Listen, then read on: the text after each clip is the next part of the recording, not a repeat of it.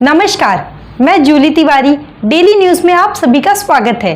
तो चलिए नजर डालते हैं आज के कुछ मुख्य समाचारों पर। सोशल मीडिया पर दोस्ती के बाद 8 युवकों ने नाबालिग से किया दुष्कर्म, 7 गिरफ्तार। सोशल मीडिया पर दोस्ती के बाद एक नाबालिग लड़की के साथ 8 युवकों ने 5 महीने तक गैंगरेप किया।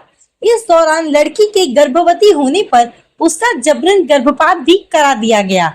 इस भयावह घटना का खुलासा तब हुआ जब पीड़िता ने हिम्मत करके अपने परिवार को अपनी आप बीती बताई।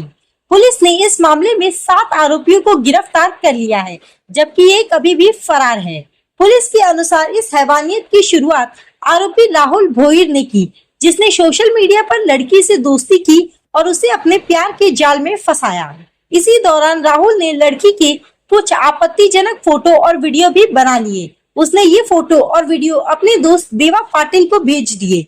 देवा पाटिल ने इन वीडियो को वायरल करने की धमकी देकर नाबालिग के साथ दुष्कर्म किया। इसके बाद देवा ने ये शर्मनाक वीडियो अपने अन्य दोस्तों सुजीत सुरवसी, गौरव सुरवसी, हर्षल पोलसी, जयेश मोरी और किरण सुरवसी को भी भेज दिए। इन सभी आरोपियों ने भी बारी बारी से वीडियो वायरल करने की धमकी देकर 5 महीने तक नाबालिग का शारीरिक शोषण किया। जब पीड़िता गर्भवती हो गई तो इन आरोपियों ने उसका जबरन गर्भपात भी करा दिया। आखिरकार जब लड़की से यह सब बर्दाश्त नहीं हुआ तो उसने अपने परिवार को पूरी घटना बताई। परिवार ने तुरंत महात्मा फूले चौक पुलिस स्टेशन में शिकायत दर्ज कराई, जिसके बाद पुलिस ने तुरंत कार्रवाई करते हुए 7 आरोपियों को गिरफ्तार कर लिया है। फरार आरोपी की तलाश अभी भी जारी है। होतं का ते XYZ नावाची एक तरुणी, तिचं वय आहे ना 17 वर्ष 3 महिने, त्याच्यानुसार तिचं जन्मतारीख 19/6/2008 आहे। तर तिचं असं म्हणणं आहे का ती मुरबाड इथली आहे, पण सध्या राहायला ती आपल्या चिकनघर इथे राहते।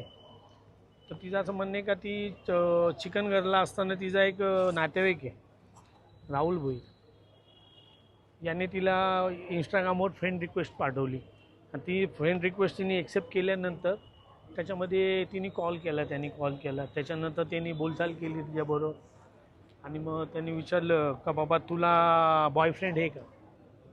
तर ती नॅचरल ती बोलली नाही बॉयफ्रेंड नाही। मग त्याचं असं म्हणणं आलं का मी तुला बॉयफ्रेंड नाही तर मी तुला एक बॉयफ्रेंड बरोबर सोबत भेट करून देतो। असं करून 2 नंबरच्या आरोपीशी भेट करून दिली का हा तुझा बॉयफ्रेंड म्हणून हा खूप तुला प्रेम करील, हा तुझ्याबरोबर याच्याबरोबर तू बॉयफ्रेंड याला बनवायला। त्याच्यानंतर मग ते आरोपी नंबर 1, 2, 3, 4, 5, 6, 7, 8 आरोपी टोटल। या 8 आरोपींनी चेन वाईज तिच्याबरोबर सेक्शुअल रिलेशनशिप केलं वेगवेगळ्या दिवशी वेगवेगळ्या लॉजमध्ये।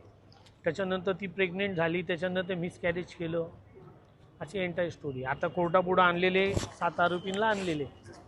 आता याच्यामध्ये जे CR नंबर आहे, हा जो IPCचे जे सेक्शन आहे पहिलेचे IPCचे 126/2, जो BNSचा 341 आहे, त्याच्यानंतर IPCचा 360 आहे, जो BNSचा 137 आहे, त्याच्यानंतर 354 आहे, त्याच्यानंतर 376 आहे, 376D आहे, 376(2) आहे आणि 312 आहे मिसकॅरेज। म्हणजे एवढ्या लोकांबरोबर सेक्शुअल रिलेशनशिप केल्यावर ती गरोदर राहिली, अशी स्टोरी। त्याच्यानंतर मिसकॅरेज केलं।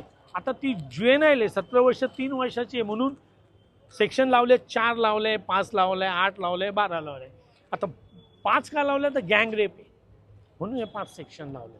आता याच्यामध्ये IT ॲक्ट लावलेत। यांनी बरोबर सेक्शुअल रिलेशन करताना ते व्हिडिओ शूटिंग केली आणि ती व्हिडिओ शूटिंग सेंड केली, अशी स्टोरी आहे, अशी स्टोरी आहे। हे एंटायर जेवढं सांगितलं ना, असं आमच्यावर फक्त असा एक आमच्यावर एक हे लावलेलं आहे की ह्या कलमाखाली यांनी क्राईम केलं आहे। अजून ते झालं नाही। फक्त याची व्हेरीफाय कधी होईल?